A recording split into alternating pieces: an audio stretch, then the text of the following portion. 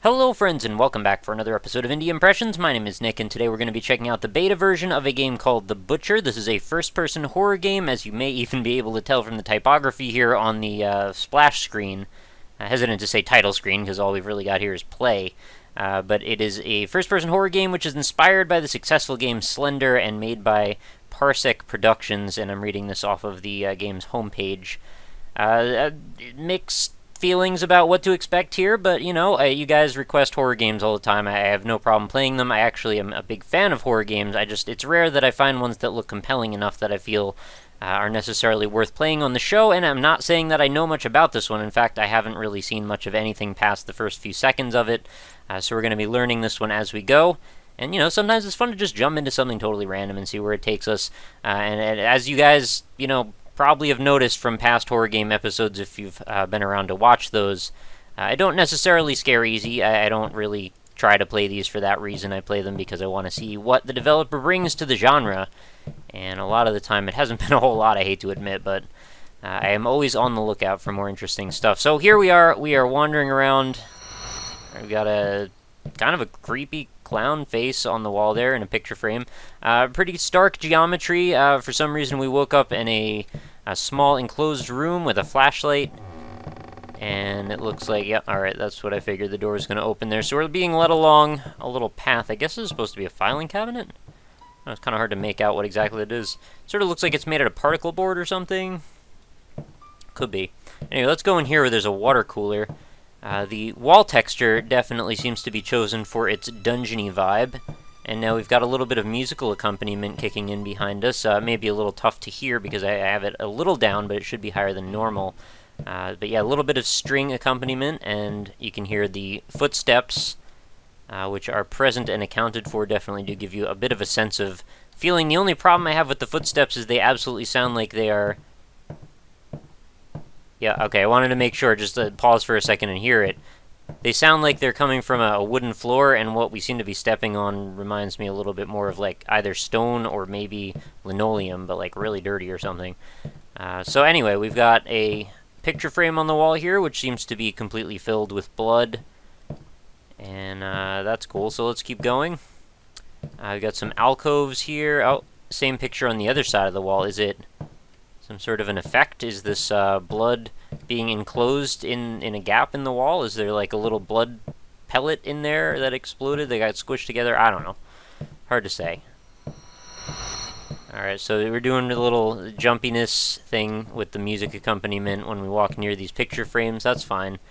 From the website, again, also it says that there's no clear goal in The Butcher. You need to figure out what's going on and avoid the butcher. Okay, so we're going to be assembling our own story here. We've got quite a variety of books here. Personally, I would probably just grab one of these books and go read for a while. I mean, why rush things? This particular book is yellow and turned over. I don't know if there's anything to that. I don't seem to have any way to interact with the environment. There isn't really much going on key-wise. What's up here? Is this...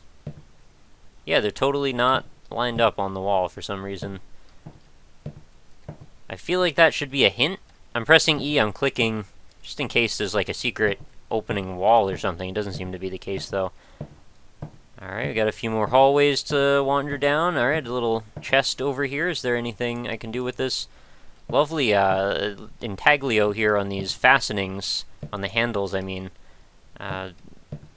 Not sure. These seem like way more high-fidelity models than everything else we've seen so far. Anyway, let's keep walking. Oh, I think we can see a seam under the wall here. Should remind you again, this is in beta, so things are still being worked out. Now, why is the seam only on certain parts of the wall? It seems to be only from here to there. I'm gonna have to get... Oh, okay, I figured it out. Look at that. See, okay, so there's a seam right here. You see that where the wall texture actually repeats as it goes up the wall? You'll see there's like these two lines right next to each other. See, that needs to be nudged over just a little bit further. And the reason that I think the seam is here is because there's actually a node at the end, or not a node, but a vertice denoting the end of a polygon. I'm sure you guys probably aren't too interested in this, but anyway, it just grabbed my attention because I had a feeling if we could find it on the one side, you'll see on this side the texture's mirrored. So it's actually flipped on the x-axis right along there, and then it butts in at that seam there. So there's probably something going on with this wall.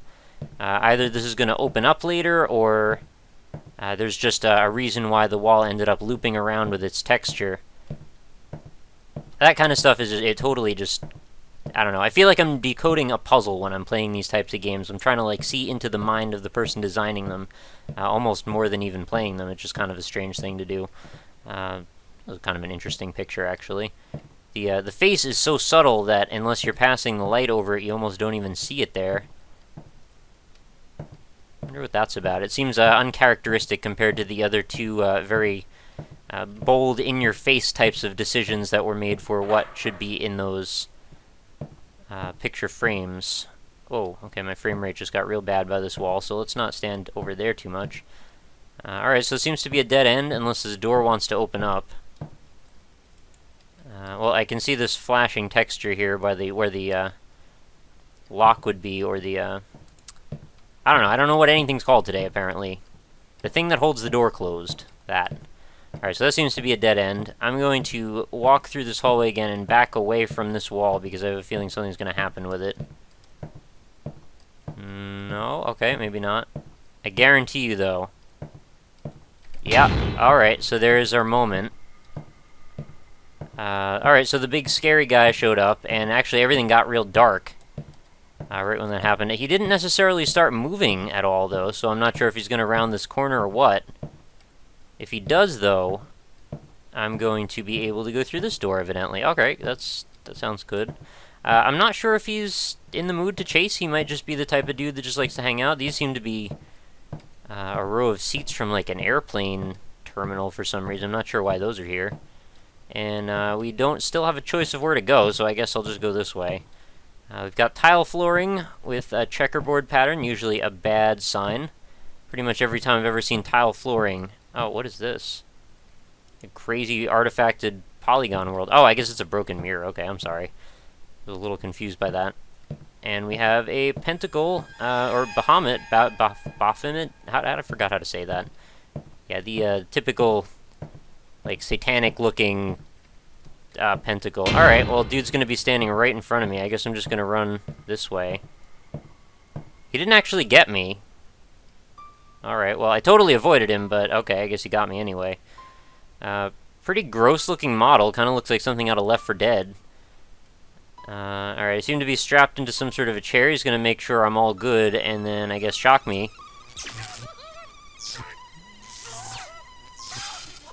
Kind of comical sounds that it made, actually. Sure, okay, well, I guess I did something wrong there. I didn't think I did. I ran straight past him. Let's try it again. Thankfully, there wasn't really a whole lot to see, so, I mean, it's going to be a straightforward run. Before you ask, no, there isn't any kind of shift to run or sprint or anything like that, so don't worry, I tried. Creaky door. I mean, it sells me on the ambience well enough. I mean, I certainly feel like I'm in a restrictive space. I feel certainly pretty isolated. But the totally stark geometry seems to strike me as something... I mean, it's not necessary that it has to be really nice or naturalistic looking, but for some reason stuff like repetitive textures on the walls, or like really blocky looking lighting effects like this, it just sort of... I don't know, it doesn't sell me on the vibe the same way, as if there were a little bit more subtlety in how things were expressed. Alright, so this is... I think we walk all the way to this wall. That should trigger the tag that flips open the monster closet. Alright, so then we've got a sound effect to reinforce that. And as we make our way back here, did the... Okay, the light stays on? No, okay, it's still blinking. Alright, so he's big and scary. Is he gonna chase me now, or... Just sort of curious. No? Okay, I guess as the light starts to go out and things get darker and darker, that's our character's way of telling us, like, don't look at that guy, he's real bad. Not sure why that's such a convention lately, but I seem to see it used a lot.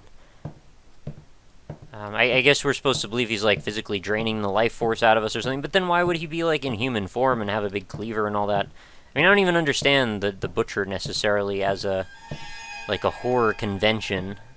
What part makes him jump in? That's when we go in the bathroom stall? Okay, I guess I could just, like, hang out here and see if he just appears. Kind of curious if I can see that happening. No. What makes that happen? Is it when I look over here? I'm pretty sure I just have to walk far enough over this toilet area, and then he's just going to be standing there. Did that do it? No. Still didn't do it. So when I go to leave?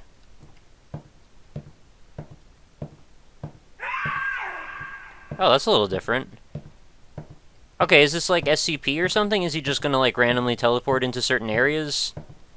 I was sort of under the false apprehension that maybe he is just going to be, you know, scripted into the same spots every time. Maybe I'm mistaken. And is he still going to be standing right here, though? That's the question. Yeah, okay, he is. So maybe I just didn't trigger him appropriately in the bathroom, then. Sorry about the backtracking. Let's head back in there. I'm kind of confused as to, like, the layout of this dungeon or whatever it's supposed to be. I mean, it's got, like, these little sitting areas which are sort of quaint. And I'm pretty sure this door is going to open next, and then we're going to head through here. But there's, like, certain things are just flipped over, like that one bookshelf or this one chair here.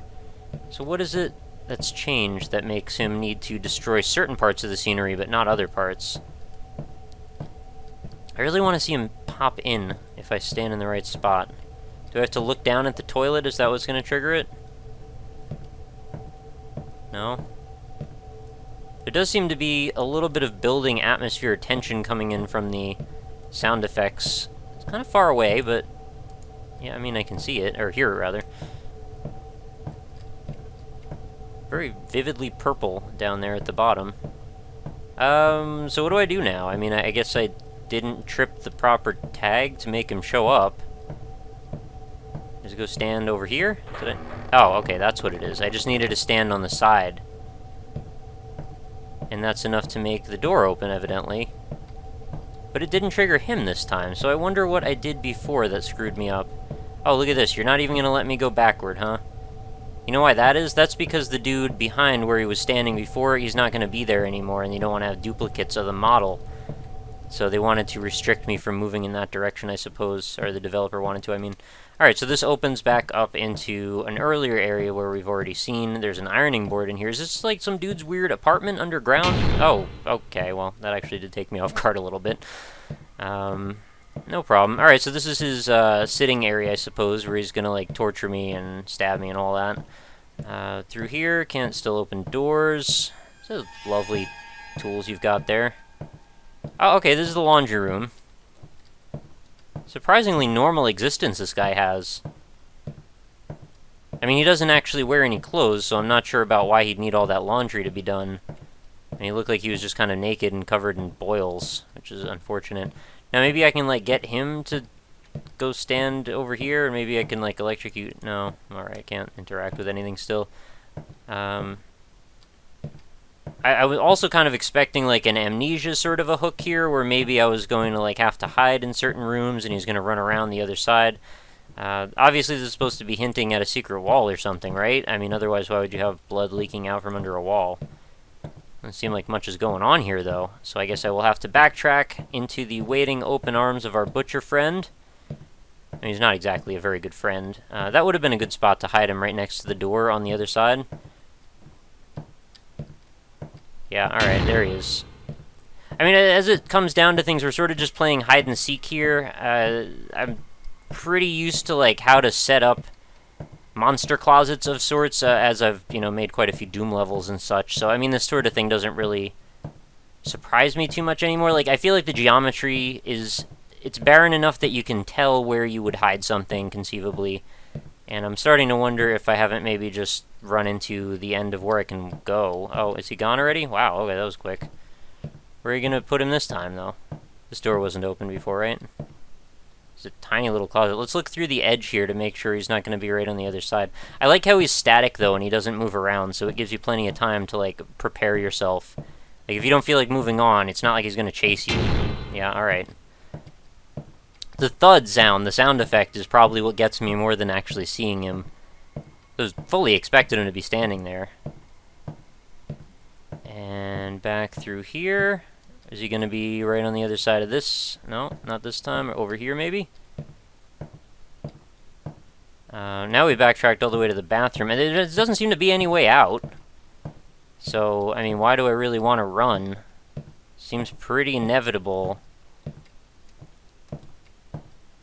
Okay, well, let's just keep looking. I know I can't go that way, although I can get all the way back around, I think, by following the path the other way, unless that door's shut. Oh yeah, that was the door to get through to there. So now I can go all the way back to the beginning room, which, like we established before, there's not really a lot of reason to do that, unless maybe this little dead-end hallway closet area now has something new going on in it. Dynamic shadows also do a lot to help the atmosphere in games like this. Why would you keep paintings like that? I mean, what's a... I guess you're a demented naked dude covered in boils, like, trying to stab people with butcher knives. Like, how did I even get down here? There doesn't even seem to be a way in. But I guess that would explain why he's got such strange painting stuff going on.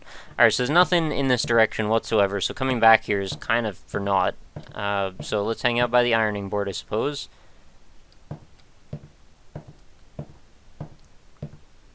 Wouldn't be a bad idea if some of this stuff was maybe changing dynamically.